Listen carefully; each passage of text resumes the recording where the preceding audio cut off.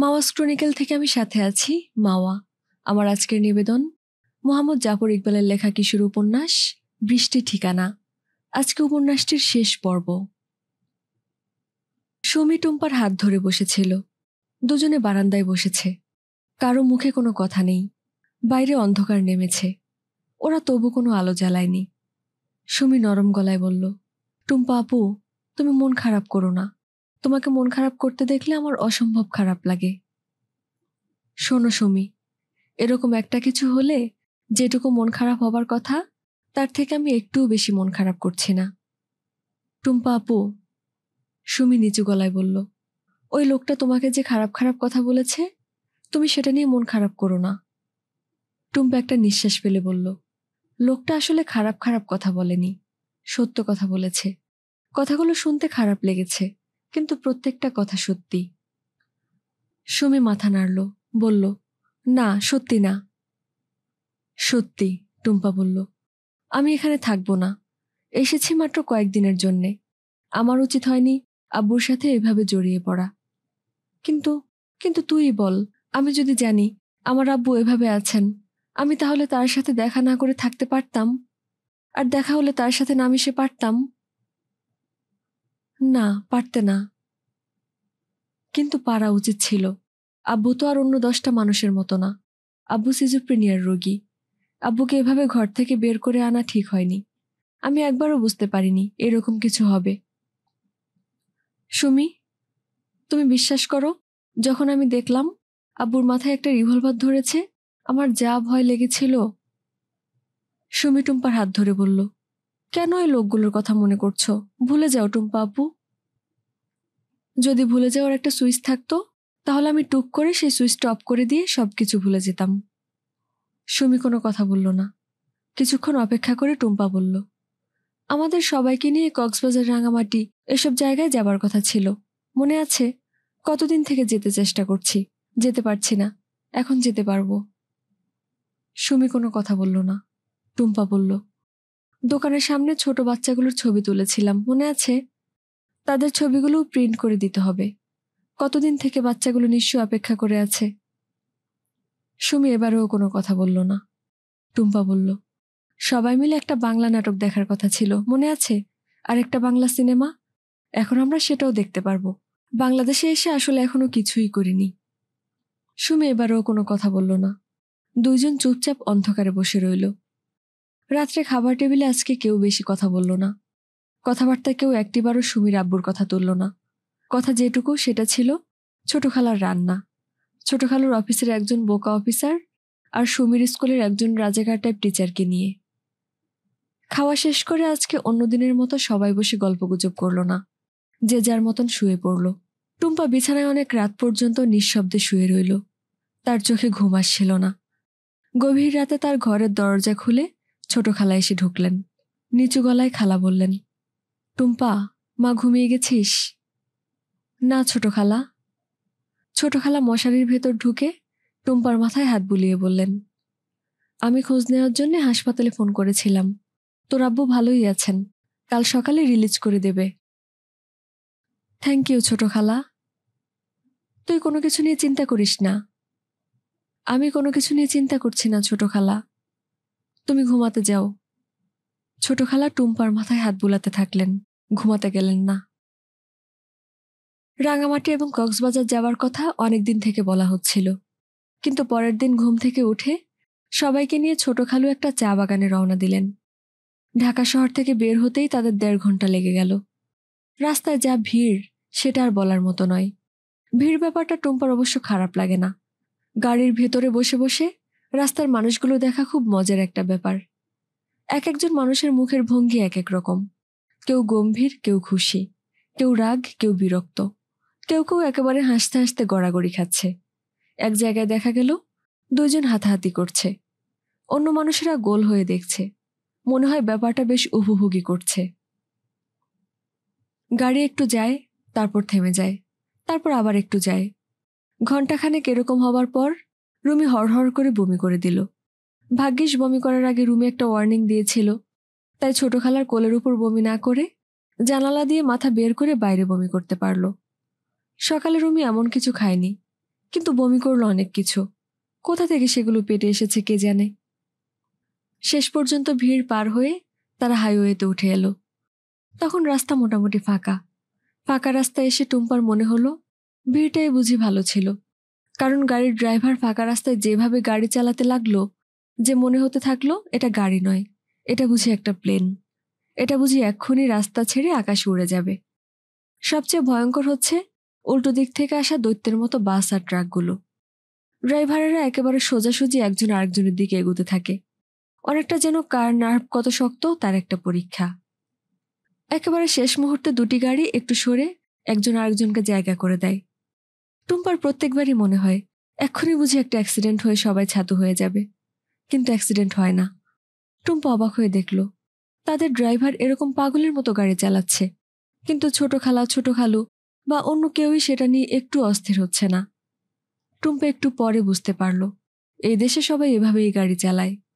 আমেরিকার একজন কল্পনাও করতে পারবে না যে কেউ এভাবে গাড়ি চালাতে পারে। টুম্পা নিঃশ্বাস বন্ধ করে রইল, মনে মনে আল্লাহকে ডাকতে থাকলো যেন কোনোভাবে কোনো অ্যাক্সিডেন্ট না করে চা বাগানে পৌঁছাতে পারে। যেভাবে গাড়ি চালাচ্ছে তাতে যদি অ্যাক্সিডেন্ট হয় তাহলে আর কাউকে বেঁচে থাকতে হবে না। শেষ পর্যন্ত যখন চা বাগানে পৌঁছালো তখন চা বাগান দেখে টুম্পার যত আনন্দ হলো তার থেকে অনেক বেশি আনন্দ হলো গাড়ি থেকে নামতে পেরে। গাড়িটা একটা গেস্ট হাউসের সামনে থেমেছে। গেস্ট হাউসটা একটা টিলার উপরে। এখানে দাঁড়িয়ে বহু দূর পর্যন্ত দেখা যায়, যত দূর চোখ যায় শুধু চা বাগান। টুম্পার চা খেতে খুব ভালো লাগে, কিন্তু আগে কখনোই চিন্তা করেনি চা আসে কোথা থেকে। টিলার উপরে দাঁড়িয়ে চা বাগানটা দেখতে দেখতে টুম্পা অবাক হয়ে বলল, কি আশ্চর্য। সুমি জিজ্ঞেস করল, কোনটা কি আশ্চর্য? এই চা বাগান। আমি কখনোই ভাবিনি চা বাগান এরকম হয়। তুমি কি ভেবেছিলে? আমি জানি না কি ভেবেছিলাম, মনে হয় ভেবেছিলাম বড় বড় গাছ থেকে টি ব্যাগ ঝুলছে। সুমি হি হি করে হেসে বলল, ভালোই বলেছ টুম্পা আপু। গেস্ট হাউসে বেশ কয়েকটা ঘর। একটাতে ঢুকলো টুম্পা আর সুমি, অন্যটাতে ছোট খালা ছোট খালু আর রুমি। রুমি অবশ্য ঘণ্টাখানেক পরেই নিজের বিছানা বালিশ নিয়ে টুম্পাদের রুমে চলে এলো। গেস্ট হাউসে পৌঁছানোর সাথে সাথেই টেবিলে খাবার দিয়ে দেওয়া হয়েছে। অনেক বেলা হয়ে গেছে বলে সবার পেটেই খুব খিদে। সেজন্যই হোক আর ভালো রান্নার জন্যই হোক সবাই খুব মজা করে খেলো। ছোট খালু বললেন তিনি একটু শুয়ে নেবেন। ছোট খালা বললেন, সে কি, বেড়াতে এসে ঘুমাবে মানে? ঘুমাতে পারবে না, চলো বের হই, এক্ষুনি বের হই। কত কি আছে দেখার, কত সুন্দর চা বাগান। একটু পর দেখা গেল ছোট খালাই শুয়ে ঘুমিয়ে একেবারে কাদা হয়ে গেছেন। ছোট খালু এপাশ ওপাশ করছেন, তার চোখে ঘুম আসছে না। টুম্পা, সুমি আর রুমি তাদের জন্য অপেক্ষা না করে বের হয়ে গেল। চা বাগানের ভেতর দিয়ে হাঁটতে হাঁটতে টুম্পা অবাক হয়ে দেখে চা বাগানের মেয়ে শ্রমিকেরা সারি বেঁধে চা তুলতে যাচ্ছে। মেয়েগুলো শুকনো, তাদের মাথায় বড় বড় ঝুড়ি। চা বাগানের মাঝে দাঁড়িয়ে হাত দিয়ে এত তাড়াতাড়ি চা পাতা ছিঁড়ছে যে তারা দেখে অবাক হয়ে যায়। সুমি ফিসফিস করে বলল, টুম্পা আপু। কি? চায়ের বিজ্ঞাপনে এই চা বাগানের ছবি থাকে, সেখানে যে মেয়েরা চায়ের পাতা তোলে তারা হয় নাদুস নুদুস মোটাসোটা, আর এই মেয়েগুলো দেখো কি শুকনা। টুম্পা বলল, এই মেয়েগুলি কাজ করে, যারা কাজ করে তারা কোনোদিন মোটা হতে পারে না, যারা ঘরে বসে বসে খায় তারা মোটা হয়। টুম্পা, রুমি আর সুমি চা বাগানের ভেতর দিয়ে হাঁটতে হাঁটতে অনেক দূর চলে গেল। এক জায়গায় একটা টিলা শেষ হয়ে গেছে, নিচে একটা শুকনো খাল। খালের ভেতর দিয়ে টলটলে পরিষ্কার পানি তীর তীর করে বয়ে যাচ্ছে। টুম্পা, সুমি আর রুমি খালের পাড়ে একটা গাছের গুঁড়িতে বসে রইল। রুমি জিজ্ঞেস করল, টুম্পা আপু, আমেরিকাতে চা বাগান আছে? হুম, কিন্তু আমেরিকা তো অনেক বড় দেশ, সেখানে পাহাড় আছে, মরুভূমি আছে, সাগর আছে, নদী আছে, জঙ্গল আছে। সুমি তার ঘাড় চুলকাতে চুলকাতে বলল, তুমি কখনো মরুভূমিতে গেছো? টুম্পা একটু অবাক হয়ে সুমির দিকে তাকালো। এই প্রশ্নটাতে অবাক হবার কি আছে সুমি বুঝতে পারল না। আবার জিজ্ঞেস করল, গিয়েছো টুম্পা আপু? টুম্পা চোখ বড় বড় করে বলল, তোমার ঘাড়ে ওইটা কি? সুমি ঘাড়ে হাত দেয়। যেখানে চুলকাচ্ছিল সেখানে পিছলে পিছলে এক ধরনের অনুভূতি। মাথা ঘুরিয়ে দেখার চেষ্টা করলো, কিন্তু এমন জায়গায় চুলকাচ্ছে সেটা দেখা যাচ্ছে না। ভয় পাওয়া গলায় বলল, কি? রুমি চিৎকার করে বলল, নড়ছে, এটা নড়ছে। সুমি তখন গলা ফাটিয়ে চিৎকার করে দাপাদাপি করতে লাগলো। কাছাকাছি কয়েকটা মেয়ে চায়ের পাতা তুলছিল। চিৎকার শুনে তাদের কয়েকজন ছুটে আসে, বলে, কি হয়েছে গো? সুমি তখন কোনো কথা বলতে পারছে না, সারা শরীর শক্ত করে গলা ফাটিয়ে চিৎকার করছে। টুম্পা বলল, ঘাড়ের মাঝে কি যেন হয়েছে। কালো মতন একটা মেয়ে এগিয়ে এসে এক নজর দেখে হি হি করে হেসে বলল, জোকে ধরেছে। জোক বলে সুমি এবারে এমন চিৎকার শুরু করে দেয় যে তাকে দেখে মনে হতে থাকে সে বুঝি হার্টফেল করে মরে যাবে। কালো মতন মেয়েটি হাসতে হাসতে বলে, এত ভয় পাও কেন? জোকরে ভয় পায় নাকি? তুমি লাফ দিও না, আমি জোক তুলে দেই। সুমি বলল, প্লিজ প্লিজ। মেয়েটি ঘাড়ে হাত দিয়ে কিভাবে জানি জোকটাকে ধরে টেনে খোলার চেষ্টা করলো। এমনভাবে কামড়ে ধরেছে যে টানার সাথে সাথে ইলাস্টিকের মতো লম্বা হতে থাকে, কিন্তু ছুটে আসে না। ছেড়ে দিয়ে আবার টেনে ধরতেই এবারে ছুটে গেল। জোকটাকে নিচে ফেলে পা দিয়ে ডলে পিষে ফেলতেই রক্ত দিয়ে জায়গাটা একটু লাল হয়ে যায়। কালো মতন মেয়েটা বলল, কত রক্ত খাইছে দেখো। সুমি এতক্ষণ ভয়ে কাবু হয়েছিল, এবারে ফোঁসফোঁস করে কাঁদতে শুরু করে দিল। মেয়েটা বলল, কান্দনের কিছু নাই, জোকে কামড়ালে কিছু হয় না। আমাদের প্রত্যেকরে রোজ 4-5টা কামড়ায়, রক্ত খাইয়া ঢোল হইয়া গড়াইয়া পড়ে, আমরা টের পর্যন্ত পাই না। এটা শুনেও সুমি খুব ভরসা পেল না, ফোঁসফোঁস করে কাঁদতেই লাগলো। টুম্পা বলল, এখন আর কাঁদছ কেন? জোক তো সরিয়েই ফেলেছে। তোমাকে ধরলে তুমিও কাঁদতে। টুম্পা বলল, সেটা মিথ্যা বলো নাই, কিন্তু এখন কান্না থামিয়ে এই মেয়েটাকে থ্যাঙ্কস দাও। সুমি ফোঁসফোঁস করে কাঁদতে কাঁদতে মেয়েটাকে জিজ্ঞেস করল, তোমার নাম কি আপু? নাম আমার? হ্যাঁ, কমলা। কমলা আপু, তোমাকে থ্যাঙ্কস, অনেক থ্যাঙ্কস। তার মানে অনেক ধন্যবাদ। তুমি আজকে আমাকে না বাঁচালে আজকে এই জোক আমাকে খেয়ে ফেলতো। কমলা নামের মেয়েটা হি হি করে হাসতে হাসতে বলল, কি কথা বলে? এটা তো একটা জোক, এটা তো বাঘ না, ভাল্লুক না। সুমি বলল, বাঘ ভাল্লুক আমি ভয় পাই না, কিন্তু জোক, ও মা গো। সবাই চা বাগান থেকে বিদায় নিয়ে ঢাকায় রওনা দিল পরদিন দুপুরবেলা। এর মাঝে তারা অনেক কিছু করেছে। চা বাগান ঘুরে দেখেছে, চায়ের পাতা তুলে আনার পর ধাপে ধাপে সেটা দিয়ে কিভাবে চা বানানো হয় সেটা দেখেছে, কিভাবে প্যাকেট করে বাক্সে ভরা হয় সেটাও দেখেছে। চা শ্রমিকেরা কোথায় থাকে, কিভাবে থাকে সেটা দেখেছে। তাদের একটা মন্দির দেখেছে, এমনকি শ্মশানে একজনকে পুড়তেও দেখেছে। কিন্তু তারপরেও সারাক্ষণই তাদের কথাবার্তা হলো জোককে ঘিরে।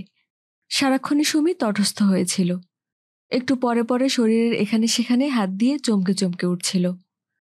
বাসায় ফিরে আসার জন্যে গাড়িতে ওঠার পর শেষ পর্যন্ত তার ভয়টা একটু কমল।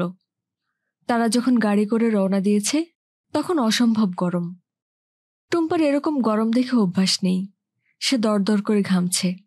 ছোট খালা এবং ছোট খালু খবরের কাগজ দিয়ে নিজেদের বাতাস করতে করতে বলছেন, ইসরে, এ দেখি মানুষ মারা গরম। গাড়ি যখন ঘণ্টাখানেক গিয়েছে তখন টুম্পা একটু অবাক হয়ে দেখল, হঠাৎ করে আকাশে মেঘ জমা হতে শুরু করেছে। একটু আগেই আকাশে মেঘের কোনো চিহ্ন ছিল না।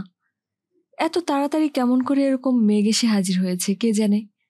দেখতে দেখতে মেঘে আকাশ ঢেকে গেল, কি মিশমিশে কালো মেঘ। টুম্পা অবাক হয়ে দেখে মেঘগুলো জীবন্ত প্রাণীর মতো আকাশে নড়ছে। টুম্পা তার জীবনে এরকম কালো মেঘ দেখেনি। আকাশ ছিঁড়ে হঠাৎ বিদ্যুতের ঝলক নিচে নেমে এলো, আর সেই বিদ্যুতের আলোতে পুরো এলাকাটা যেন ঝলসে উঠল। একটু পর বজ্রপাতের গুরু গম্ভীর আওয়াজ গুম গুম করে দূর থেকে ভেসে আসে। সেই শব্দটি পুরো মাঠ, ঘাট, ক্ষেত, নদীর উপর দিয়ে প্রতিধ্বনিত হয়ে ভেসে যায়।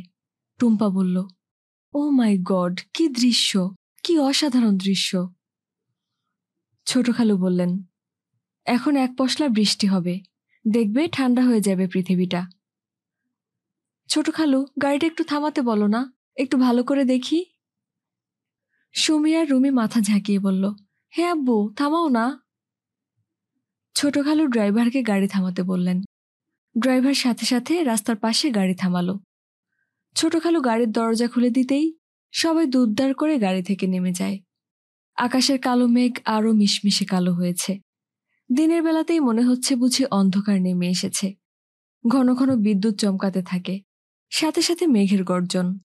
সামনে বিস্তীর্ণ মাঠ, তার পাশে একটা ছোট নদী। নদীতে একটা ছোট মেয়ে একটা নৌকাকে লগি দিয়ে ঠেলে নিয়ে যাচ্ছে। চারিদিকে বিচিত্র একটা থমথমে পরিবেশ। মনে হতে থাকে বুঝি ভয়ানক কিছু ঘটবে। হঠাৎ করে একটা দমকা বাতাস ছুটে এলো। শুকনো খড়কুটো পাতা ধুলোবালি উঠতে থাকে। কিছু পাখি তার স্বরে চিৎকার করতে করতে মাথার উপর দিয়ে উড়ে গেল। টুম্পা এক ধরনের বিস্ময় নিয়ে তাকিয়ে থাকে। তার মাঝে হঠাৎ বড় বড় ফোঁটায় বৃষ্টি পড়তে শুরু করে। ছোট খালা চিৎকার করে বললেন, গাড়িতে গাড়িতে। সুমি বলল, আম্মু বৃষ্টিতে ভিজি। রুমি বলল, হ্যাঁ আম্মু প্লিজ। টুম্পা অবাক হয়ে বলল, মানুষ আবার বৃষ্টিতে কেমন করে ভেজে? ছোট খালা নিশ্চয়ই এরকম পাগলাম করতে দেবেন না। কিন্তু টুম্পা অবাক হয়ে দেখল। ছোট খালা বললেন, ভিজবি যা। সুমি আর রুমি টুম্পার হাত ধরে আনন্দে চিৎকার করে বলল, চলো টুম্পা আপু চলো। সুমি আর রুমির হাত ধরে টুম্পা যখন খোলা মাঠের দিকে ছুটে যেতে লাগলো, তখন সে হঠাৎ করে বুঝতে পারল কেন বৃষ্টিতে ভেজে এত আনন্দের। সারা জীবন সে দেখে এসেছে বৃষ্টি মানেই টিপটিপে ঠান্ডা, মন খারাপ করা স্যাঁতস্যাঁতে একটা ব্যাপার।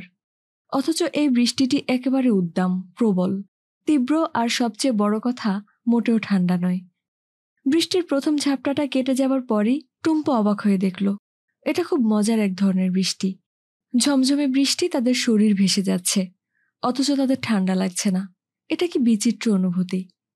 রুমি আর সুমি নিশ্চয়ই বৃষ্টিতে ভিজে অভ্যস্ত। তারা মাঠে নাচানাচি করে ছুটতে লাগলো, চিৎকার করে গাইতে লাগলো, আয় বৃষ্টি ঝেপে ধান দেব মেপে। টুম্পা প্রথমবার বুঝতে পারল কেন এই দেশের মানুষ বৃষ্টিকে এত ভালোবাসে। যে বৃষ্টি এত সুন্দর, তাকে কি ভালো না বেশে পারা যায়?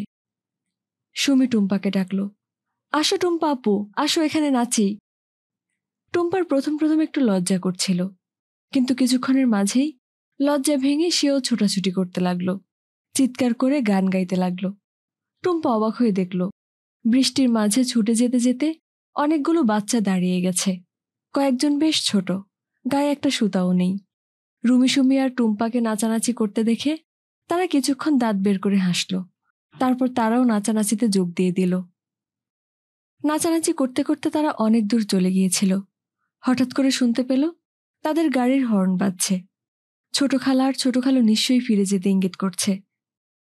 সুমি একটা দীর্ঘশ্বাস ফেলে বলল, চলো আম্মু ডাকছে।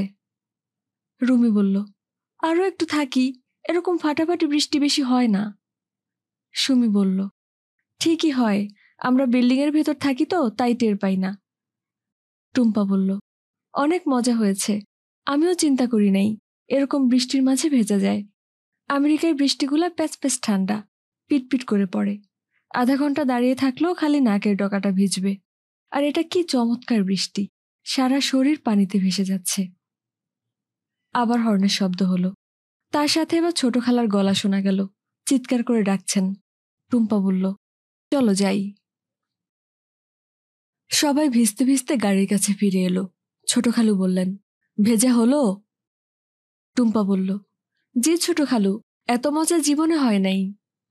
ছোট খালা বললেন, এখন ঝটপট মাথা মুছে শুকনো কাপড় পরে নাও, গাড়ির ভেতরে কাপড় বদলাতে পারবে তো? টুম্পা বলল, পারবো ছোট খালা। কাজটা খুব সহজ হলো না, কিন্তু যখন সত্যি সত্যি তিনজনই শুকনো কাপড় পরে বসেছে, তখন নিজেদের এত ঝরঝরে লাগছিল যে সেটা আর বলার মতো নয়। গাড়ি ছেড়ে দেওয়ার সাথে সাথে সুমি বলল, আম্মু খিদে লেগেছে। ছোট খালা বললেন, খিদে তো লাগবেই, এত ছোটাছুটি নাচানাচি করলে খিদে লাগবে না? কি খাবি বল, পরোটা শিক কাবাব নাকি ডালপুরি স্যান্ডউইচ? বাবুর্চি সবকিছু তৈরি করে দিয়েছে। রুমি বলল, বাবুর্চি ভাই জিন্দাবাদ। ওরা বাসায় পৌঁছালো রাত 12:30টায়। গাড়ি থেকে নেমে উপরে ওঠার সময় সবাই দেখল সিঁড়িতে একজন গুটিসুটি মেরে বসে আছে। টুম্পা একটু অবাক হয়ে এগিয়ে গেল। মানুষটি মাথা তুলে বলল, টুম্পা। টুম্পা অবাক হয়ে দেখল মানুষটি তার আব্বু। টুম্পা কয়েক মুহূর্ত কথা বলতে পারে না, অবাক হয়ে আব্বুর দিকে তাকিয়ে থাকে। কয়েকবার চেষ্টা করে বলল, আব্বু তুমি? হ্যাঁ মা, আমি। তুমি কখন এসেছ? সন্ধেবেলা। কার সাথে এসেছ? কারোর সাথে আসি নাই, আমি একা একা এসেছি। টুম্পা বিস্ফোরিত চোখে বলল, একা? হ্যাঁ, আমি একা একা এসেছি। কেমন করে এসেছ? এই তো স্কুটারে করে। এসে জিজ্ঞেস করে করে বাসাটা খুঁজে বের করেছি। কিন্তু টুম্পা কথা বলতে পারে না। কিন্তু কিন্তু কি? তুমি তো ঘর থেকেই বের হও না আব্বু। আব্বু হাসার চেষ্টা করলেন।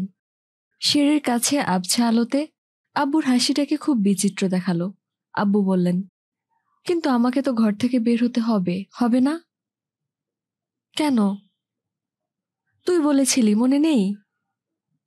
কিন্তু আমি তো ভুলে বলেছিলাম। ডাক্তার সাহেব বলেছেন। তুই ভুল বলিস নাই, ডাক্তার সাহেব ভুল বলেছে। আব্বু টুম্পার দিকে হাত বাড়িয়ে দিয়ে বললেন, আয় মা, টুম্পা আমার কাছে আয়। আমি খুব কষ্টের মাঝে আছি। টুম্পা মাথা ঘুরিয়ে তাকালো, দেখল তার পিছনে রুমি সুমি চুপচাপ দাঁড়িয়ে আছে। আরও পিছনে গাড়ি থেকে নামতে নামতে ছোট খালা আর খালুও থেমে গেছেন। টুম্পাকে একা একা কথা বলতে দিয়ে তারা সবাই খুব আস্তে আস্তে উপরে উঠে গেল। আব্বু আবার ডাকলেন, বললেন, আয় মা টুম্পা, আমার কাছে আয়। টুম্পা মাথা নাড়ল, বলল, না আব্বু, না। আব্বু কেমন যেন অস্থির হয়ে উঠলেন। কেন না? আমি এসে তোমার খুব ক্ষতি করেছি আব্বু। কে বলেছে? সবাই বলেছে, ডাক্তার সাহেব বলেছেন। কি বলেছেন ডাক্তার সাহেব? বলেছেন আমি অল্প কয়েকদিনের জন্য এসে তোমার সবকিছু ওলটপালট করে দিচ্ছি। তুমি তোমার নিজের একটা জীবনে অভ্যস্ত হয়ে গিয়েছিলে। আব্বু কেমন যেন অবাক হয়ে বললেন, তুই ওলটপালট করে দিচ্ছিস? হ্যাঁ আব্বু, আমি তোমার কিছু ওলটপালট করতে চাই না। কথা নাই বার্তা নাই, টুম্পা হঠাৎ হাউ হাউ করে কেঁদে উঠল। আব্বু একটু অবাক হয়ে টুম্পার কাছে এগিয়ে এলেন। তার মাথায় হাত বুলিয়ে দিয়ে বললেন, তুই কাঁদছিস কেন টুম্পা? ডাক্তার সাহেব বলেছেন তুমি আমাকে দেখে ভয় পাও। আমাকে তোমার কাছে যেতে না করেছেন। আমি গেলে তোমার ক্ষতি হবে। আব্বু আস্তে আস্তে বললেন, শোন টুম্পা, আমি অসুস্থ হতে পারি, আমি কিন্তু বোকা না। আমি সব বুঝি। কখনো কখনো ভুল জিনিস বুঝি, যেটা বোঝার কথা না সেটাও বুঝি। কিন্তু আমি বুঝি তো। সবাই আমাকে বুঝিয়েছে আমার ঘরের ভেতরে বসে থাকতে হবে, ভয় পেয়ে দরজা বন্ধ করে বসে থাকতে হবে, কারণ আমি বাইরে যেতে পারবো না, কিছুতেই বাইরে যেতে পারবো না। আর তুই আমাকে কি বলেছিস টুম্পা? তুই বলেছিস আমাকে বাইরে যেতে হবে, আমার ভয়টাকে নিয়ে বাঁচা শিখতে হবে। আমি বসে বসে ভেবেছি, ভেবে ভেবে কি বুঝেছি জানিস? কি আব্বু? ডাক্তারদের কথা ভুল, তোর কথা সত্যি। আমি চোখ খুললেই দেখি আমার চারপাশে কত কি ভয়ের জিনিস, কিন্তু আমি জানি সেগুলো মিথ্যা। কেন মিথ্যা জানিস? কেন আব্বু? কারণ তুই বলেছিস এসব মিথ্যা। এতদিন আমি কারো একটা কথা বিশ্বাস করি নাই, কিন্তু আমি তোর সব কথা বিশ্বাস করেছি। টুম্পা চোখ মুছে বলল, তুমি আমাকে ভয় পাও না আব্বু? ছি মা, নিজের মেয়েকে কেউ ভয় পায়? তুই আয়, আমার কাছে আয়। টুম্পা মাথা নাড়ল, বলল, না আব্বু, ডাক্তার সাহেব বলেছেন আমি যেন তোমার কাছে না যাই, আমি গেলে তোমার ক্ষতি হবে। আব্বু কেমন জানি আহত গলায় বললেন, তুই আমার কাছে আসবি না? আমি আসতে চাই আব্বু, কিন্তু আমি জানি আমি যদি আসি তোমার ক্ষতি হবে।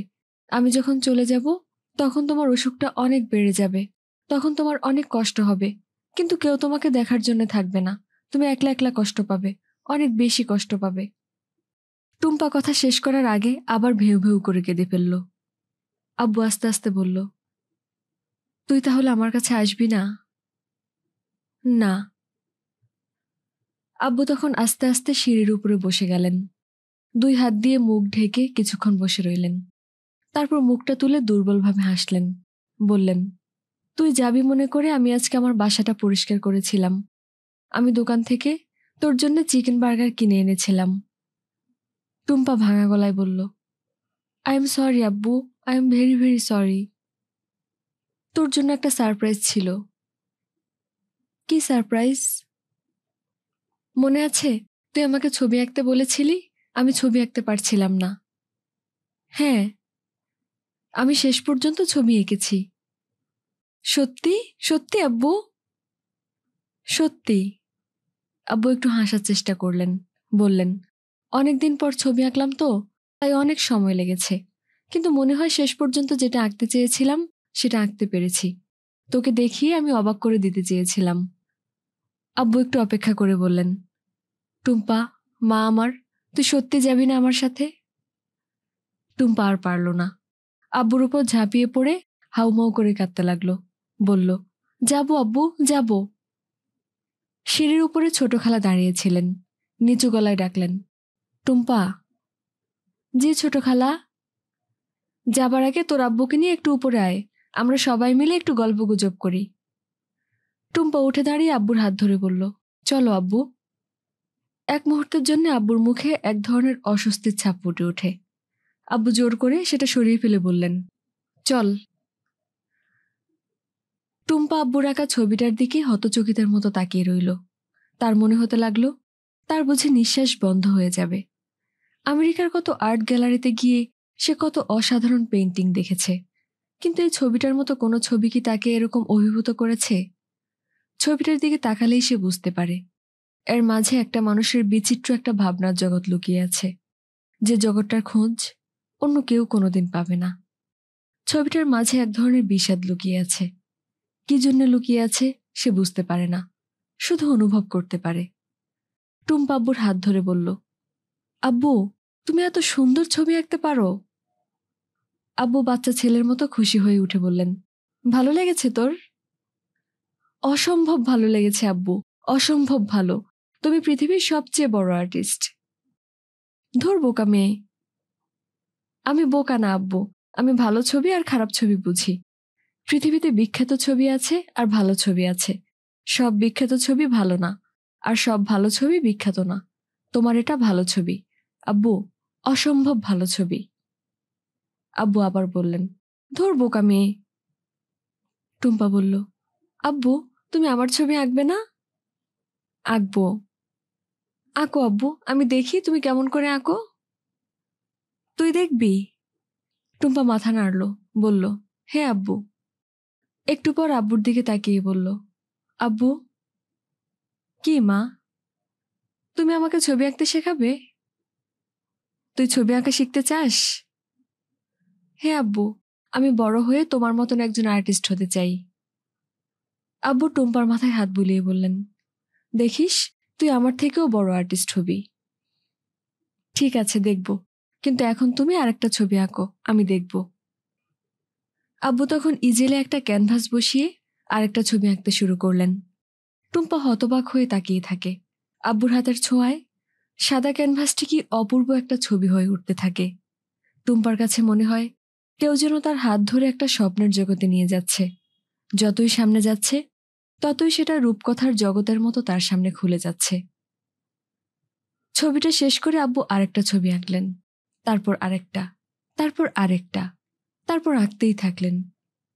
2 সপ্তাহ পর আব্বুর ছোট বাসার মাঝে 21টা অ্যাক্রিলিকের ছবি জমা হয়ে গেল, একটি থেকে আরেকটা বেশি সুন্দর, বেশি রহস্যময়। টুম্পা তখন তার আব্বুর হাত ধরে বলল, আব্বু। আব্বু বললেন, কি মা? তোমার ছবির একটা এক্সিবিশন করি? আব্বু হা হা করে হাসলেন, বললেন, ধুর বোকা মেয়ে, এই অ্যাক্রিলিক পেইন্টের ছবি কে দেখবে? এগুলো ছেলে মানুষের ছবি। টুম্পা বলল, আব্বু, আমাকে তুমি ছোট বাচ্চা পাওনি, আমি ভালো ছবি আর খারাপ ছবি বুঝি। তোমার এই ছবিগুলোর এক্সিবিশন করে আমরা গ্যালারিতে দিয়ে দেব। আব্বু হাসলেন, বললেন, ধুর বোকা, এই ছবি গ্যালারিতে দিয়ে কি হবে? টুম্পা অবশ্য অসাধ্য সাধন করে ফেলল। ধানমন্ডিতে একটা গ্যালারি ভাড়া করল। ছোট খালু সেটার জন্য সাহায্য করলেন। ছবি প্রদর্শনীর জন্য একটা কার্ড ছাপানো হলো। আব্বু নিজেই সেটা ডিজাইন করে দিলেন। ছাপানোর কাজে সাহায্য করলেন ছোট খালা। টুম্পা সুমিকে নিয়ে সেই কার্ডগুলো সবার মাঝে বিতরণ করলো। এখানে সাহায্য করলো ছোট খালার ড্রাইভার। খবরের কাগজের অফিসে যখন কার্ডগুলো বিলি করতে যাচ্ছিল তখন একটা মজার ঘটনা ঘটল। গেটে একজন দারোয়ান তাদের থামালো, জিজ্ঞেস করলো কার সাথে দেখা করতে চায়। টুম্পা কিংবা সুমি পত্রিকার অফিসের কাউকেই চেনে না, তাই আমতা আমতা করে ব্যাপারটা বোঝানোর চেষ্টা করলো। একটা ছবির প্রদর্শনী হচ্ছে, তারা তার দাওয়াতের কার্ড দিতে এসেছে। দারোয়ান বলল তার হাতে দিয়ে যেতে, সে পৌঁছে দেবে। টুম্পা দিয়ে যেতে চাচ্ছিল, সুমি রাজি হলো না। সে ভেতরে গিয়ে গুরুত্বপূর্ণ চেহারার কারো হাতে দিতে চায়। যখন এসব নিয়ে একটু কথা কাটাকাটি হচ্ছে, ঠিক তখন মাঝবয়সী একজন মানুষ অফিস থেকে বের হয়ে যাচ্ছিল। সে থামল, জিজ্ঞেস করল, কি হয়েছে? সুমি বলল, আমরা একটা দাওয়াতের কার্ড দিতে এসেছি, ইনি ভিতরে যেতে দিচ্ছেন না। দারোয়ান কিছু একটা বলতে যাচ্ছিল, মানুষটি তাকে থামিয়ে জিজ্ঞেস করল, কিসের দাওয়াত, বিয়ে না জন্মদিন? টুম্পা বলল, না, ছবির এক্সিবিশন। ও। মানুষটার চোখে একটু কৌতূহল ফুটে উঠল, জিজ্ঞেস করল, কার ছবি? টুম্পা বলল, বুলবুল রায়হানের সোলো এক্সিবিশন। মানুষটা মনে হলো একটা ইলেকট্রিক শক খেয়ে গেল, বলল, কার ছবি? বুলবুল রায়হান। বুলবুল রায়হান বেঁচে আছে? শুনেছিলাম সুইসাইড করেছে। টুম্পা মাথা নাড়ল, বলল, না, আমার আব্বু মোটেই সুইসাইড করেননি। আব্বু বেঁচে আছেন, ছবি আঁকছেন। মানুষটি চোখ বড় বড় করে বলল, তুমি বুলবুল রায়হানের মেয়ে? টুম্পা মাথা নাড়ল, বলল, হ্যাঁ। আমি শুনেছিলাম বুলবুল রায়হানের ওয়াইফ তার ছেলে মেয়েদের নিয়ে আমেরিকা চলে গেছেন। টুম্পা মাথা নাড়ল, বলল, হ্যাঁ, আমি আমেরিকা থেকে এসেছি। কিন্তু কিন্তু কি? মানুষটা ইতস্তত করে বলল, আমি যতদূর জানতাম বুলবুল রায়হান পাগল হয়ে গিয়েছিল। টুম্পা মুখটা শক্ত করে বলল, আব্বুর সিজোফ্রিনিয়ার একটু সমস্যা আছে। তাহলে? এবারে সুমি বলল, মেজো খালুর অনেক বড় সমস্যা ছিল, কোনো ডাক্তার ভালো করতে পারেনি। টুম্পাপু এসে 2 সপ্তাহের মাঝে ভালো করে ফেলেছে। কিভাবে? সুমি রহস্যের ভান করে বলল, ম্যাজিক। মানুষটা একবার সুমির দিকে আর একবার টুম্পার দিকে তাকালো, তারপর বলল, এটা দিয়ে অসম্ভব ভালো একটা স্টোরি হয়। টুম্পা বুঝতে পারল না, জিজ্ঞেস করল, কি হয়? খবরের কাগজের একটা নিউজ হয়। মানুষটা টুম্পার দিকে তাকিয়ে বলল, তুমি কি খুব ব্যস্ত?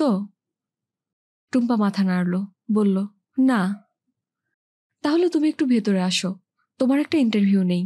তারপর ক্যামেরাম্যান নিয়ে যাব বুলবুল রায়হানের কাছে, তার একটা ইন্টারভিউ নেব। চমৎকার একটা স্টোরি হবে, হার্ট টাচিং স্টোরি। খবরের কাগজের এই স্টোরির জন্যই কিনা কে জানে এক্সিবিশন দেখার জন্য সত্যি সত্যি অসংখ্য মানুষ চলে এলো। পত্রপত্রিকার অনেক সাংবাদিক, তার সাথে সবগুলো টেলিভিশন চ্যানেলের ক্যামেরাম্যান। গ্যালারির ভেতরে ছবিগুলো টানানো হয়েছে, একটা লাল ফিতে টানানো হয়েছে, সেটা কেটে সবাই ভেতরে ঢুকবে। আব্বু একটা জিন্সের প্যান্টের উপর একটা পতুয়া পরেছেন, তাকে দেখতে এত সুন্দর দেখাচ্ছে যে টুম্পা চোখ ফেরাতে পারে না। ছোট খালা সেজেগুজে এসেছেন, ব্যস্ত হয়ে ঘোরাঘুরি করছিলেন। অতিথিদের দেখে ব্যস্ত হয়ে এসে বললেন, কত লোক আর সাংবাদিক এসেছে দেখেছিস? দেশি মানুষ থেকে বিদেশিই তো বেশি। আর দেরি করে লাভ নেই, ফিতে কেটে ভেতরে ঢুকে যাওয়া যাক। টুম্পা জিজ্ঞেস করল, ফিতে কাটবে কে? ছোট খালা মাথা চুলকে বললেন, একজন প্রধান অতিথি বানানো উচিত ছিল। প্রধান অতিথি সবসময় ফিতে কাটে। বানাও নাই? না, ভুলে গেছি। সুমি বলল, তাহলে কি হবে? টুম্পা বলল, আমার মাথায় একটু বুদ্ধি এসেছে। কি বুদ্ধি? তুমি আমাদের প্রধান অতিথি, তুমি ফিতে কাটবে। ছোট খালা চোখ কপালে তুলে বললেন, ধুর গাধা, আমি ফিতে কাটবো কেমন করে? কিন্তু ততক্ষণে দেরি হয়ে গেছে। টুম্পা সবার সামনে গিয়ে প্রথমে বাংলায়, তারপর ইংরেজিতে ঘোষণা করে দিয়েছে যে ছোট খালা ফিতে কেটে প্রদর্শনীর উদ্বোধন করবেন। ছোট খালা এত সাংবাদিক, এত টেলিভিশন ক্যামেরার সামনে লজ্জায় লাল নীল বেগুনি হয়ে ফিতে কাটলেন। সবাই গ্যালারির ভেতরে ঢুকে যাচ্ছিল। টেলিভিশনের ক্যামেরা কাঁধে একজন সবাইকে থামালো, বলল, শিল্পী কিছু বলবেন না? আব্বু বললেন, না, আমি কিছু বলবো না। একজন সাংবাদিক বলল, না না, শিল্পীকে কিছু বলতে হবে, সব সময় বলে, বলেন কিছু একটা। আব্বু বললেন, কি বলবো? কেমন করে ছবি আঁকলেন, এই সব। আব্বুকে প্রথমে একটু অসহায় দেখায়, কিন্তু বেশ তাড়াতাড়ি নিজেকে সামলে নিলেন। হাত দিয়ে মাথার চুলকে সোজা করতে করতে বললেন, আসলে আজকে এখানে এই সোলো এক্সিবিশন হওয়ার কথা ছিল না। আমি আসলে একজন অসুস্থ মানুষ। আপনারা আপনাদের চারপাশে যা কিছু দেখেন, আমি সেগুলো দেখি না। আমি অন্য কিছু দেখি। সেগুলো ভয়ের, সেগুলো দুঃখের, এবং মাঝে মাঝে সেগুলো আতঙ্কের। সেই ভয় থেকে বাঁচার জন্যে আমি একটা অন্ধকার ঘরে লুকিয়ে থাকতাম। সেই ভয় থেকে আমি মুক্তি পেতাম না, কিন্তু আমি ভাবতাম আমার আর কিছু করার নেই। তখন আমার মেয়ে এসে আমাকে উদ্ধার করেছে। বড় বড় ডাক্তারেরা যেটা পারেনি, আমার মেয়ে সেটা করতে পেরেছে। সেই ভয়টাকে মেনে নিয়ে আমাকে বেঁচে থাকতে শিখিয়েছে, আবার নতুন করে ছবি আঁকতে শিখিয়েছে। তাই এই সোলো এক্সিবিশনটা আসলে আমার নয়, এটা আমার মেয়ে টুম্পার।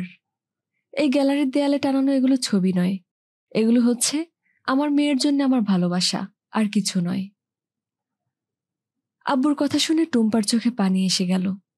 অনেকগুলো টেলিভিশন ক্যামেরা তার দিকে তাক করেছিল বলে সে তার চোখ মুছতে পারল না। ঘণ্টাখানেক পর ছোট খালা খুব ব্যস্ত হয়ে টুম্পার কাছে এলেন। বললেন, সর্বনাশ হয়েছে। টুম্পা ভয় পেয়ে বলল, কি হয়েছে? বিদেশিগুলো ছবি কিনতে চাইছে, আমরা তো দাম বসাইনি, আমাকে দাম জিজ্ঞাসা করছে। টুম্পা জিজ্ঞেস করল, তুমি কত বলেছ? আমি কিছু বলার আগেই বলল, $1000 করে দেবে, 5টা কিনবে, কি মনে হয় তোর? টুম্পা হাসল, বলল, আমি জানি না, তুমি ছোট খালুর সাথে কথা বলে ঠিক করো। ছোট খালা বললেন, সেটাই ভালো। ছোট খালা ভিড়ের মাঝে অদৃশ্য হয়ে গেলেন। টুম্পা তার আব্বুকে খুঁজে বের করার জন্য এদিক সেদিক তাকালো। তার এই আব্বুটিকে সে আবিষ্কার করেছে। সে একা, আর কেউ নয়। এই আব্বুটিও এখন শুধু তার একার, আর কারো নয়। ছোট খালা বললেন, টুম্পা, তোর টেলিফোন, তোর আম্মু আমেরিকা থেকে। টুম্পা অনেকগুলো খবরের কাগজ নিয়ে বসেছিল। আব্বুর এক্সিবিশন নিয়ে যে খবর বের হয়েছে সেগুলো সে কেটে কেটে রাখছে। কাঁচিটা রেখে সে টেলিফোন ধরতে গেল। কানে লাগিয়ে বলল, হ্যালো। অন্য পাশ থেকে আম্মুর গলা না শুনে সে শুনল লিটনের গলার স্বর। চিৎকার করে বলছে, আপু, তোমাকে আমরা টেলিভিশনে দেখেছি, টেলিভিশনে দেখেছি। তাই নাকি? হ্যাঁ আপু, তুমি কথা বলছো, অনেক মানুষ সেখানে, কি সুন্দর। ইস আপু, তুমি আমাকে নিয়ে গেলে না কেন? পরের বার তোকে নিয়ে আসবো আমি, দেখবি কি মজা হবে। এখানে যা মজার বৃষ্টি হয়, তুই না দেখলে বিশ্বাস করবি না। আমাদের এখানেও বৃষ্টি হয়েছে আপু। লিটন এরপর সেখানকার অনেক খুঁটিনাটি খবর দিতে শুরু করলো। লিটনের কথা সহজে শেষ হতো বলে মনে হয় না। মাঝখানে আম্মু টেলিফোনটা নিয়ে টুম্পার সাথে কথা বলতে শুরু করলেন। টুম্পা, তোর কি খবর? ভালো আম্মু। তোকে আমরা টেলিভিশনে দেখেছি। আমি জানতাম না তুই তোর আব্বুকে খুঁজে পেয়েছিস। হ্যাঁ আম্মু। আমাকে তো কিছু বলিসনি। কিভাবে বলবো বুঝতে পারছিলাম না।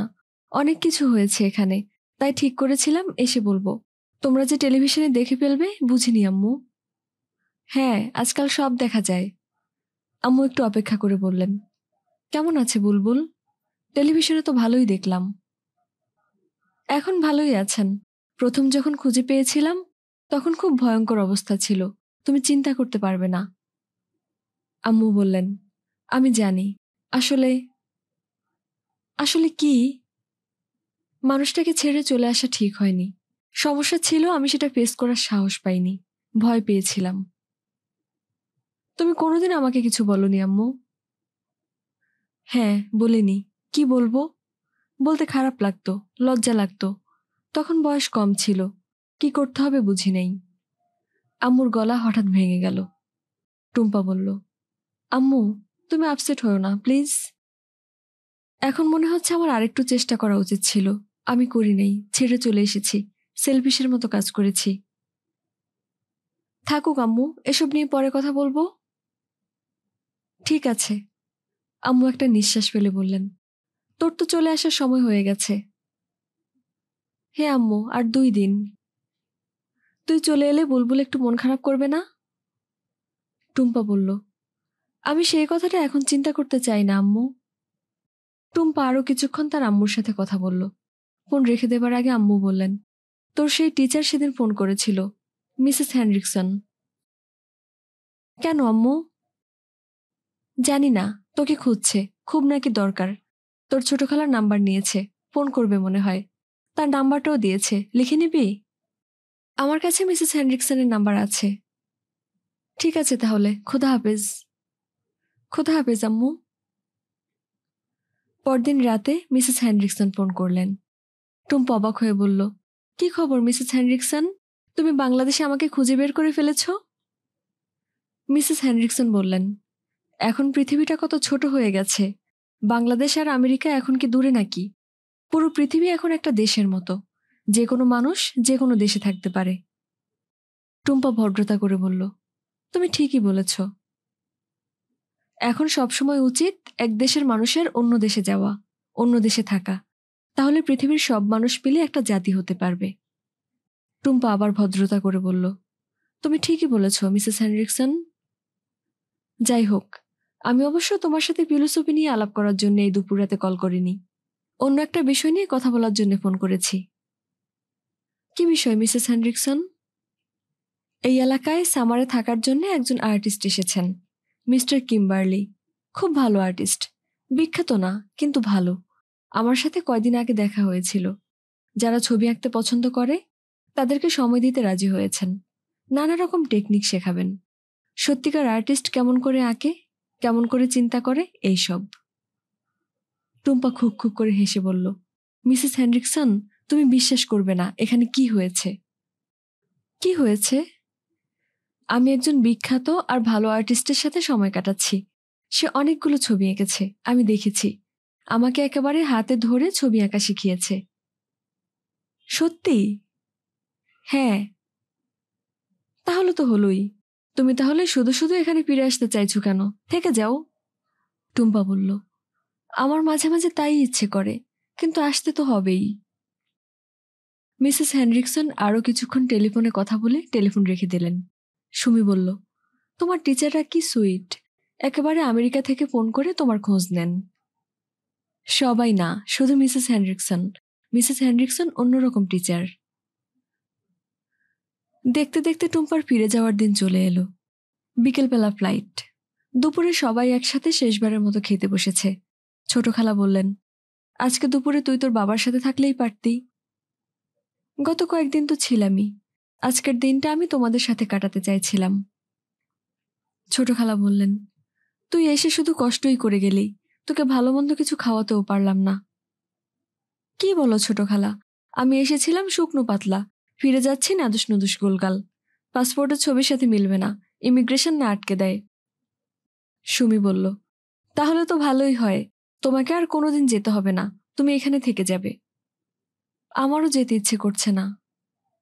রুমি বলল, তুমি আবার কবে আসবে? প্লেনের ভাড়া জোগাড় করলেই চলে আসব। ছোট খালা মাথা নাড়লেন, বললেন, হ্যাঁ, সবাইকে নিয়ে চলে আসবি।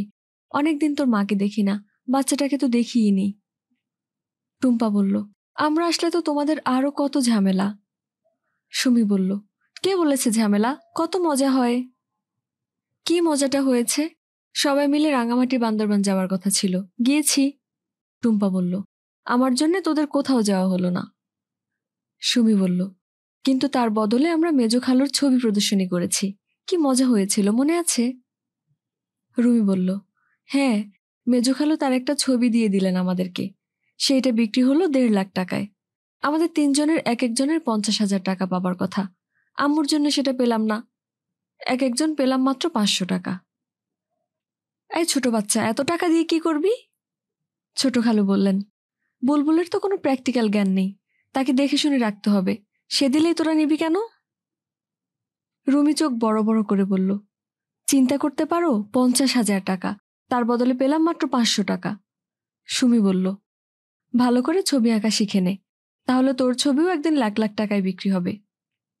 টুম্পা বলল, ভ্যান গগের একটা ছবি বিক্রি হয়েছিল $65 মিলিয়ন। ছোট খালু রুমিকে বললেন, ভ্যান গগ তার কান কেটে বান্ধবীকে উপহার দিয়েছিলেন, তুই পারবি তোর কান কেটে উপহার দিতে? আছে কোনো বান্ধবী? তার চাইতে আমি মেজো খালুর অ্যাসিস্ট্যান্ট হয়ে যাব, বাটিতে রং গুলে দেব, তুলিগুলো ধুয়ে রাখবো। মেজো খালু খুশি হয়ে মাঝে মাঝে আমাকে একটা ছবি দিয়ে দেবেন, আমি সেটা বিক্রি করেই বড়লোক হয়ে যাব। সুমি হি হি করে হেসে পড়ল, এই আইডিয়াটা খারাপ না। টুম্পা বলল, রুমি অলরেডি আব্বুর জন্য অনেক কাজ করেছে, মনে আছে এক্সিবিশনের দিনগুলোতে সে কত সুন্দর করে সবার কাছে ক্যাটালগ দিয়েছে। রুমি বলল, আমি এত পরিশ্রম করলাম, অথচ আমাকে একবারও টেলিভিশনে দেখালো না। দেখালো আম্মুকে। এই পৃথিবীতে কোনো বিচার নাই। সুমি বলল, আরে গাধা, সেদিন আম্মু ছিল চিফ গেস্ট। চিফ গেস্টকে দেখাবে না তো কি তোকে দেখাবে? ছোট খালু বললেন, তোদের আম্মু পরিশ্রম করে নাই কে বলেছে? অনেক পরিশ্রম করেছে। সুমি আর রুমি একসাথে প্রতিবাদ করল, কি পরিশ্রম করেছে আম্মু? কত পরিশ্রম করে সেজেছিল মনে আছে? আমাদের বিয়ের দিনও এরকম সাজ দেয় নাই। ছোট খালা প্রতিবাদ করে কিছু বলতে চাইছিলেন। টুম্পা তাকে সুযোগ না দিয়ে বলল, ছোট খালাকে টেলিভিশনে কি সুন্দর লাগছিল মনে আছে? একেবারে সিনেমার নায়িকার মতো। ছোট খালু বললেন, থাক থাক, এইভাবে বলো না। এমনিতেই বাসায় থাকতে পারি না। এইভাবে বললে আর দেশেই থাকতে পারবো না। তোমার সাথে আমাদের আমেরিকা চলে যেতে হবে। সুমি হঠাৎ করে বলল, ইস টুম্পা আপু, তুমি সত্যিই চলে যাবে? টুম্পা কিছুক্ষণ সুমির দিকে তাকিয়ে বলল, দেখো সুমি, আমি যখন যাব তখন কিন্তু নো কান্নাকাটি, সবাই হাসবে, ঠিক আছে? ঠিক আছে। তোমাদের কেউ যদি একটুও মন খারাপ করো, তাহলে আমি কিন্তু একেবারে হাউমাউ করে কাঁদতে থাকবো। তখন তোমরাই বিপদে পড়ে যাবে। আমি কিন্তু খুব অল্পতেই কেঁদে ফেলি। ছোট খালাও মুখ কালো করে বললেন, আমিও। সুমি বলল, আমিও। ছোট খালু বললেন, মনে হচ্ছে এটা তোমাদের বংশগত সমস্যা। সুমি বলল, আব্বু, এটা সমস্যা না, এটা হচ্ছে গুণ। এর অর্থ আমাদের মন খুব নরম, বুঝেছ? ছোট খালু বললেন, বুঝেছি। ছোট খালা হঠাৎ একটা লম্বা দীর্ঘশ্বাস ফেললেন এবং তখন একসাথে সবাই চুপ করে গেল। হঠাৎ করে কেউ বলার মতো আর কোনো কথা খুঁজে পেল না। সবাই অপেক্ষা করতে লাগলো যে অন্য কেউ একটা কথা বলবে, কিন্তু কেউই কিছু বলল না। সবাই চুপ করে বসে রইল। এয়ারপোর্টে ছোট খালা, ছোট খালু, রুমি সুমির কাছ থেকে বিদায় নেওয়ার সময় কেউ কাঁদল না। সবাই ভান করতে লাগলো পুরো বিষয়টা একটা মজার বিষয়, এবং তারা বিনা কারণে হাসতে লাগলো। ছোট খালা টুম্পাকে বুকে জড়িয়ে ধরে ঘাড়ে চুমু খেলেন। তারপর ফিসফিস করে বললেন, আমরা এখন যাই। তুই তোর আব্বুর কাছে যা, মানুষটা একা একা দাঁড়িয়ে আছে। টুম্পা বলল, ঠিক আছে ছোট খালা। সবাই চলে যাওয়া পর্যন্ত টুম্পা অপেক্ষা করল। তারপর সে তার আব্বুর কাছে গেল। আব্বু এক কোনায় দাঁড়িয়ে অন্যমনস্কভাবে তার গাল ঘষছিলেন। সকালে মনে হয় শেভ করেননি, সেজন্য মুখে ছোট ছোট দাড়িতে একটা নীলচে আভা এসেছে। আব্বুর এমনিতেই চুল আঁচড়াতে মনে থাকে না। চুলগুলো এলোমেলো, একটা আধময়লা পতুয়া আর রং ওঠা জিন্সের প্যান্ট পরে আছেন। তারপরেও তাকে একজন রাজপুত্রের মতো দেখাচ্ছে। এত সুন্দর একটা মানুষকে ছেড়ে তার আম্মু কেমন করে চলে গিয়েছিলেন? টুম্পা আব্বুর কাছে গিয়ে ডাকল, আব্বু। আব্বু যেন একটু চমকে উঠে টুম্পার দিকে তাকালেন। টুম্পা। হ্যাঁ আব্বু। তুই তুই তাহলে সত্যিই চলে যাচ্ছিস? হ্যাঁ আব্বু। এখন মনে হচ্ছে? কি মনে হচ্ছে? আব্বু মাথা নাড়লেন, বললেন, না কিছু না। বলো আব্বু, কি বলতে চাচ্ছ? মনে হচ্ছে তুই না এলেই ভালো ছিল, তাহলে আমি জানতামই না তুই আছিস। আমি যেরকম ছিলাম সেরকম থাকতাম। টুম্পা মাথা নাড়ল, বলল, না আব্বু, তাহলে আমি কোনোদিন তোমাকে দেখতেই পেতাম না। কিন্তু এখন যে খুব মন খারাপ লাগছে। আমারও খুব মন খারাপ হচ্ছে, কিন্তু আব্বু তোমাকে শক্ত হতে হবে। আব্বু মাথা নাড়লেন, হ্যাঁ আমি শক্ত আছি। আমি আবার আসবো আব্বু, প্লেনের ভাড়া জোগাড় হলেই চলে আসবো। ও আচ্ছা। আব্বুর হঠাৎ করে কি যেন একটা মনে পড়ল। পকেট থেকে একটা খাম বের করে টুম্পার হাতে দিলেন, বললেন, নে। এটা কি? এক্সিবিশনের ছবিগুলো থেকে যে টাকাটা এসেছে সেটা ডলারে করে দিয়েছি। তোর আর প্লেন ভাড়ার টাকার জন্য অপেক্ষা করতে হবে না। এখানে কত ডলার আছে? গুনি নাই, 5-6 হাজার হবে। টুম্পা চোখ কপালে তুলে বলল, 5-6 হাজার ডলার? সর্বনাশ, এত টাকা নিয়ে আমাকে যেতে দেবে না। দেবে দেবে, আব্বু বললেন। এটা কি তুই চুরি করে নিচ্ছিস যে নিতে দেবে না? সবকিছুর একটা নিয়ম আছে। আব্বু হাত নেড়ে পুরোটা উড়িয়ে দিয়ে বললেন, আমি কি নিয়ম ভেঙে তোকে টাকা দিচ্ছি? বাবা মেয়েকে টাকা দিতে পারবে না, এটা কোন দেশে নিয়ম? আব্বু তুমি বুঝতে পারছো না। আমি ঠিকই বুঝতে পারছি, তুই বুঝতে পারছিস না। টুম্পা হাল ছেড়ে দিয়ে বলল, ঠিক আছে, আমি $1000 নিয়ে যাই, একটা টিকিটের দাম। হুম, আব্বু মাথা নাড়লেন। আমি এখানে টাকা দিয়ে কি করব? তোমার একটা টেলিফোন কিনতে হবে, আমি প্রতিদিন তোমার সাথে কথা বলবো। ঠিক আছে, কিনবো। আর একটা কম্পিউটার কিনবে, তার সাথে ইন্টারনেটের কানেকশন, তাহলে আমি তোমাকে দেখতে পাবো, তুমি আমাকে দেখতে পাবে। ঠিক আছে? ঠিক আছে, সেজন্য টাকাগুলো রাখো। আব্বু বললেন, আমার সেজন্য টাকা আছে। টুম্পা বলল, কিন্তু আব্বু। আব্বু একটু আহত গলায় বললেন, টুম্পা তুই এমন করছিস কেন? এই পৃথিবীতে তুই ছাড়া আমার আর কে আছে? তোকে যদি না দেই তাহলে আমি কাকে দেব? তুই না না করিস না তো, এমনিতেই আমার মন ভালো নেই, তুই আরো মন খারাপ করে দিচ্ছিস। টুম্পা একটু থতমত খেয়ে বলল, ঠিক আছে আব্বু। টুম্পা প্যাকেটটা ব্যাগে রাখতে রাখতে বলল, থ্যাংক ইউ আব্বু, অনেক থ্যাংক ইউ। আব্বু কোনো কথা বললেন না, কেমন যেন আনমনা হয়ে দাঁড়িয়ে রইলেন, টুম্পার দিকে তাকিয়ে আছেন। কিন্তু দেখে মনে হয় আব্বু যেন ঠিক দেখছেন না। টুম্পা ডাকল, আব্বু। হ্যাঁ মা। আমি প্রতিদিন তোমার সাথে কথা বলবো, আর প্রতি সপ্তাহে একটা করে চিঠি লিখব। ঠিক আছে, তোমাকে কিন্তু উত্তর দিতে হবে, দিবে তো? দিব। আর তোমাকে ছবি আঁকতে হবে, বলেছ না যে বিশাল একটা ওয়েল পেন্টিং করবে, সেটা শুরু করবে। শুরু করব। ওষুধ খেতে ভুলবে না, ঠিক আছে? ঠিক আছে। আমি কিন্তু খোঁজ নেব। ঠিক আছে। টুম্পা তার আব্বুকে জড়িয়ে ধরে বলল, আমি এখন যাই? আব্বু টুম্পাকে শক্ত করে জড়িয়ে ধরে রাখলেন। টুম্পা বলল, যাই আব্বু। আব্বু ভাঙা গলায় বললেন, যা। কিন্তু টুম্পাকে যেতে দিলেন না, তাকে ধরে রাখলেন। টুম্পা খুব সাবধানে আব্বুর হাত সরিয়ে নিজেকে ছাড়িয়ে নিল। সে আব্বুর মুখের দিকে তাকাতে পারছিল না। তার শুধু মনে হচ্ছিল আব্বুর মুখের দিকে তাকালেই সে বুঝি ঝরঝর করে কেঁদে দেবে। টুম্পা আব্বুর হাত ধরে ফিসফিস করে বলল, আবার দেখা হবে আব্বু। তারপর আব্বুকে কিছু বলার সুযোগ না দিয়ে সামনে হেঁটে যেতে থাকে। চেকিং কাউন্টারের সামনে মানুষের লম্বা লাইন। টুম্পা সবার পিছনে দাঁড়িয়ে দেখল আব্বু তখনও একই জায়গায় দাঁড়িয়ে আছেন। দেখে মনে হচ্ছে তার চারপাশে কি হচ্ছে আব্বু কিছুই বুঝতে পারছে না। মুখ ঘুরিয়ে টুম্পা তখন ফুঁপিয়ে ফুঁপিয়ে কাঁদতে লাগলো। পিছনে দাঁড়ানো একজন বিদেশি মহিলা সেটা দেখতে পায়নি, এরকম ভান করে অন্যদিকে তাকিয়ে রইল। মিনিট 10 পর টুম্পা ইমিগ্রেশনের লাইনে দাঁড়িয়েছে। বুকের ভেতর কেমন যেন ফাঁকা ফাঁকা লাগছে। মনে হচ্ছে সে যেন একটা দুঃস্বপ্নের ভেতর দিয়ে হেঁটে যাচ্ছে। স্বপ্নের দৃশ্যগুলো সে দেখছে, কিন্তু অনুভব করতে পারছে না। তার ঠিক পিছনে একজন মা তার ছোট ছেলেকে নিয়ে দাঁড়িয়েছেন।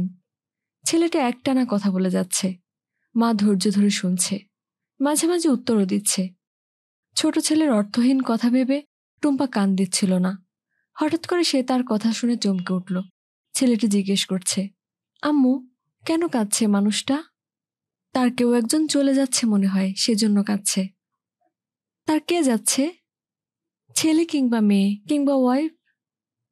কিন্তু আম্মু, যারা ছোট তারা কাঁদে, বড় মানুষ কি কাঁদে? খুব যখন দুঃখ হয় তখন বড় মানুষেরাও কাঁদে। মানুষটাকে পুলিশ কেন ধরে রাখছে আম্মু? মানুষটা যে ভেতরে ঢুকতে যাচ্ছে সেজন্যে। ছোট বাচ্চাটা মায়ের হাত ধরে বলল, মানুষটা কেন ভেতরে ঢুকতে যাচ্ছে আম্মু? মনে হয় যে চলে গেছে তাকে আরেকবার দেখতে যাচ্ছে। তাহলে পুলিশ কেন তাকে আসতে দিচ্ছে না? বাইরের কাউকে ভেতরে আসতে দেওয়ার নিয়ম নাই তো, সেই জন্য। ছোট ছেলেটা সবকিছু বুঝে ফেলেছে, এরকম ভঙ্গি করে গম্ভীর মুখে বলল, ও। টুম্পা ফ্যাকাশে মুখে বাচ্চার হাত ধরে রাখা মহিলাটির দিকে তাকিয়ে বলল, মানুষটা কি ফর্সা? নীল রঙের পতুয়া পরে আছে, জিন্স? মহিলাটি কিছু একটা বলতে যাচ্ছিল, তার আগেই টুম্পা পেছন ফিরে তাকালো। তারপর একরকম ছুটে বের হয়ে গেল। গেটে দাঁড়িয়ে থাকা একজন মানুষ তাকে কিছু একটা বলার চেষ্টা করল। টুম্পা তাকে কোনো সুযোগ দিল না। ছুটতে ছুটতে সে বের হয়ে আসে। এক কোনায় মানুষের জটলা, দুজন পুলিশকে দেখা যাচ্ছে। টুম্পা ভিড় ঠেলে ভেতরে ঢুকে যায়। হ্যাঁ, তার আব্বু মেঝেতে বসে হাঁটুর মাঝে মাথা রেখে আকুল হয়ে কাঁদছেন। কান্নার দমকে তার শরীর কেঁপে কেঁপে উঠছে। টুম্পা ছুটে গিয়ে আব্বুকে জড়িয়ে ধরে রাখল, আব্বু। আব্বু সাথে সাথে মুখ তুলে তাকালেন। টুম্পার দিকে তাকিয়ে কাতর গলায় বললেন, টুম্পা, তুই আমাকে ফেলে রেখে যাসনি মা। টুম্পা ফিসফিস করে বলল, যাব না আব্বু, আমি তোমাকে ফেলে যাব না। সত্যি? সত্যি আব্বু, সত্যি।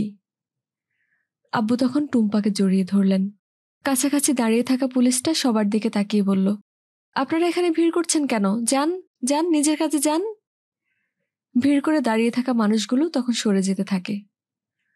টুম্পা আব্বুর হাত ধরে যখন এয়ারপোর্ট থেকে বের হয়ে যাচ্ছিল, তখন কে একজন বলল, আপনি বোর্ডিং কার্ড নিয়েছেন, আপনি তো এভাবে চলে যেতে পারেন না, আপনার লাগেজ। টুম্পা তার কথা না শোনার ভান করে বাইরে বের হয়ে এলো। এয়ারপোর্টের বড় বারান্দায় দাঁড়িয়ে টুম্পা দেখল আকাশ কালো করে মেঘ জমেছে, মাঝে মাঝে বিজলি চমকাচ্ছে। তার নীলাভ আলোতে সবকিছু কেমন যেন ঝলসে উঠছে। আব্বু বললেন, বৃষ্টি আসছে। টুম্পা মাথা নাড়ল, বলল, হ্যাঁ আব্বু, অনেক বৃষ্টি। হ্যাঁ আব্বু, অনেক বৃষ্টি। তুই বৃষ্টিতে ভিজবি আব্বু? তুই ভিজবি? হ্যাঁ, চল তাহলে। বড় বড় ফোঁটায় যখন বৃষ্টি পড়তে শুরু করেছে, তখন সবাই অবাক হয়ে দেখল ফুটফুটে একটা মেয়ে তার বাবার হাত ধরে রাস্তায় নেমে এসেছে। ঝমঝমে বৃষ্টিতে দুজনকে ভাসিয়ে নিয়ে যাচ্ছে। তার মাঝে দুজন একজন আরেকজনকে ধরে রাস্তা দিয়ে হাঁটতে থাকে। পাশ দিয়ে একটা গাড়ি ছুটে যাবার সময় একটা ছোট ছেলে বলল, বাবা দেখো দেখো, ওই মানুষটা আর মেয়েটা কি সুন্দর বৃষ্টিতে ভিজতে ভিজতে যাচ্ছে। বাবা মাথা ঘুরিয়ে দেখলেন, বললেন, হ্যাঁ বাবা। কেন তারা বৃষ্টিতে ভিজতে ভিজতে যাচ্ছে? মনে হয় তাদের মনে অনেক আনন্দ। আমাদের মনে যদি অনেক আনন্দ হয়, তাহলে কি আমরাও বৃষ্টিতে ভিজব? হ্যাঁ বাবা, তাহলে আমরাও বৃষ্টিতে ভিজব। ছোট ছেলেটি যতক্ষণ পারল ততক্ষণ টুম্পা আর তার আব্বুর দিকে তাকিয়ে রইল। আনন্দের কিছু দেখতে তার খুব ভালো লাগে। আমাদের গল্প পাঠের সাথে থাকার জন্য ধন্যবাদ। আজকে ছিল মোহাম্মদ জাফর ইকবালের লেখা কিশোর উপন্যাস বৃষ্টির ঠিকানা। আমাদের গল্প শুনে ভালো লাগলে অবশ্যই সাবস্ক্রাইব করে আমাদের পাশে থাকবেন। আর অবশ্যই ভালো থাকবেন এবং বইয়ের সঙ্গে থাকবেন। ধন্যবাদ।